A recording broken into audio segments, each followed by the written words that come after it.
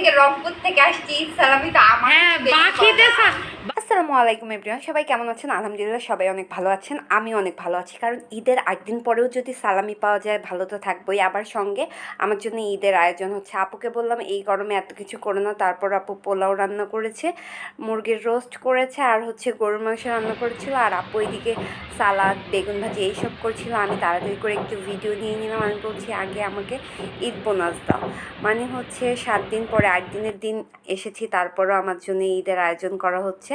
আর গরমে আমি 2 ঝুঁটি করে বসে পড়েছি ঈদ বোনাস নিয়ে। আপনাকে খাবার রেডি করতে হবে না, খাওয়া পরে। আগে হচ্ছে আমার ঈদ সালামি দেন, ঈদের খাওয়া পরে, আগে খাওয়ার আয়োজন তো তোমার জন্যই হয়েছে। তা আমি তো সেটা জানি, এক সপ্তাহ হয়ে গেছে, আবার সালামি কিসের? এগুলো আয়োজন তো আমি খেতেই পারবো, আগে সালামি। ক্যাশ দরকার, ক্যাশ। দেখছো ডলার লাগাই দিছে মাত্র 200 টাকা, একমাত্র শালিকে খাস 200 টাকা দেয়। আরে এটা টাকা নাকি? তো কি? আরে এটা তো প্যার মোহাব্বত।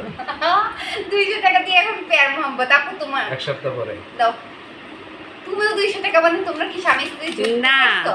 যুক্তি না, আমি তো সবাইকে 200 টাকা করে দিচ্ছি, তোকেও 200 টাকা দিলাম। এটা কোনো কথা? আমি এত দূর থেকে রংপুর থেকে আসছি, ঈদ সালামি তো আমার হ্যাঁ, বাকিতে সালামি দিচ্ছি, এইটাই বেশি। আবার হলো খালাম্মা, আপনিও সালামি দেন। আপনি তো এবার অনেক সালামি, আপনি তো আমার খালাম্মা দেন।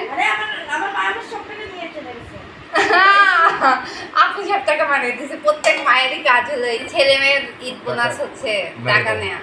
সেটা হচ্ছে আমার আপু হচ্ছে আমার ভাগ্নির 3000 টাকা সালামি নিয়ে রাখছে।